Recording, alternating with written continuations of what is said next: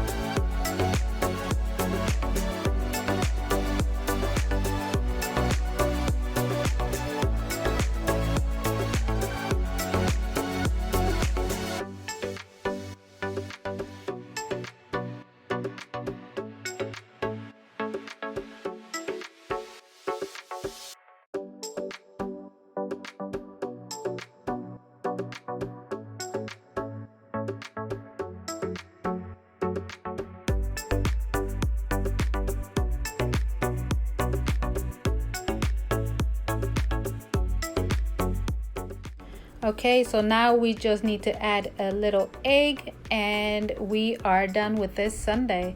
It looks so real, it's actually getting me hungry. I love how it all came out. It was really simple and quick. It was not really as long as I thought it would be. And that's it. You know, I am glad that you guys stopped by. I am glad that I was able to show you how easy this sundae was to make. And here's a closer look for you. If you like these videos, guys, go ahead and click on that button. And if you have not subscribed, please consider subscribing to my channel as well. Leave me a comment below. And until next time, my friends, stay safe, be kind, bye.